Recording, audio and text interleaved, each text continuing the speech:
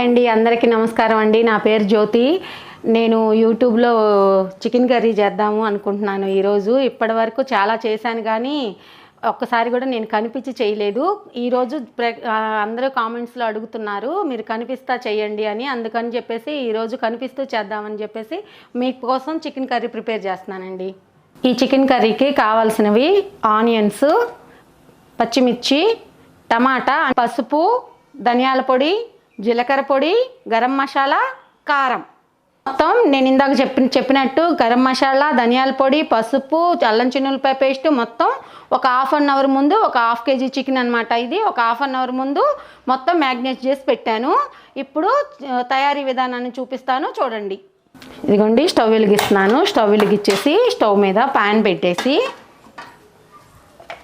ఒక 2 tables oil వేయాలన్నమాట. ఇందులో చికెన్ కదా, కొంచెం ఆయిల్ ఎక్కువ వేసుకుంటేనే బాగుంటుందండి. నేను శనగ నూనె వాడుతున్నాను, మీకు నచ్చిన నూనె మీరు వాడుకోవచ్చు. మన ఆయిల్ అయితే వేడైపోయింది. ఇందులో ఆనియన్స్ వేస్తున్నాను. ఈ ఆనియన్స్ కొంచెం చిటపట్లాడు. ఇదిగోండి పచ్చిమిరపకాయలు,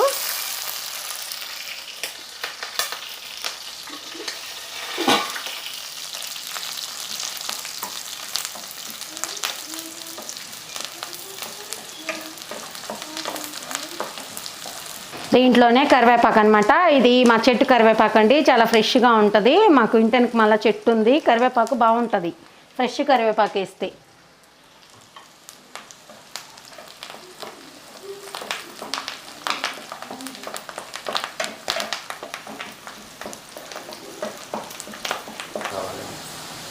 ఇదిగోండి మన ఆనియన్స్ రెడ్ కలర్కి వచ్చేసినాయి. ఇప్పుడు ఇందులో నేను ముందుగా కట్ చేసి పెట్టుకున్న టమాటాలు వేస్తున్నాను.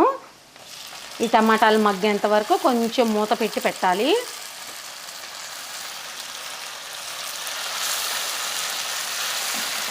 ఇలా తిప్పుకొని కొంచెం మూత పెట్టుకుంటే ఒక 5 నిమిషాలు టమాటాలు మగ్గేంత వరకు,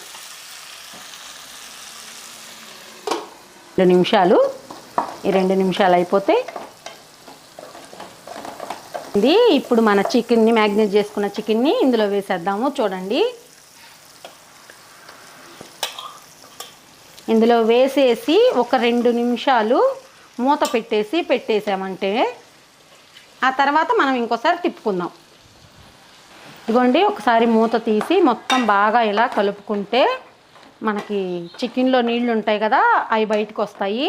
ఆ చికెన్లో నీళ్ళు మొత్తం ఇనికిపోయేంత వరకు మనం స్టవ్ని చిన్న మంటలో పెట్టుకొని అండి. ఎంత రెడ్గా ఎంత బాగా కనపడుతుందో కర్రీ. ఇందులో కలర్ ఏం వేయలేదండి. ఇందులో స్పెషల్ ఏంటంటే మన గుంటూరు మిరపకాయలు, గుంటూరు మిర్చితోటి చేసిన కారం అన్నమాట. మన గుంటూరు అంటేనే మిర్చి కదా, అందుకే ఇంత ఎర్రగా ఉంది. చూడండి ఒకసారి, టేస్ట్ కూడా చాలా బాగుంటుందండి. చూడండి ఉడికిందో లేదో ఒకసారి, కొంచెం ఉప్పు కారం సరిపోయాయో లేదో ఒకసారి టేస్ట్ చేద్దాము. చిన్న పీస్ తీస్తున్నాను ఇందులో నుంచి. మళ్ళీ చాలామందికి వంట చేసేటప్పుడు వేసిన తర్వాత టేస్ట్ చేసే అలవాటు ఉంటుంది కదా, ఆడవాళ్ళు అంటే ఎవరైనా చేస్తారు కదండి. చూడండి, ఒక చిన్న పీస్ తీసుకున్నాను. బాగా వేడిగా ఉంది.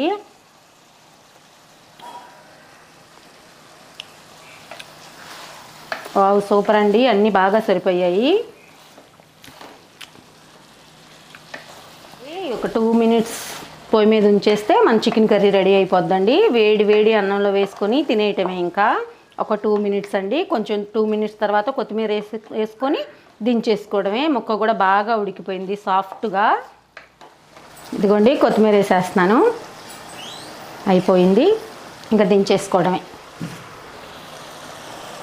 ఎంత బాగుందో, టేస్టీగా ఉండే చికెన్ కర్రీ అండి. తింటే చాలా బాగుంటుంది. నేను ఫస్ట్ టైం కనిపిస్తూ చేస్తున్న కర్రీ అండి. ప్లీజ్ కొంచెం సపోర్ట్ చేయండి అండి. చికెన్ కర్రీ అయితే పూర్తయిపోయింది. ఇవి చికెన్ కర్రీని వేడి వేడి బగారా రైస్లో వేసుకొని తింటే చాలా బాగుంటుంది. తినేటప్పుడు చూపిస్తాను చూడండి మీరు ఎంత బాగుంటుంది అనేది.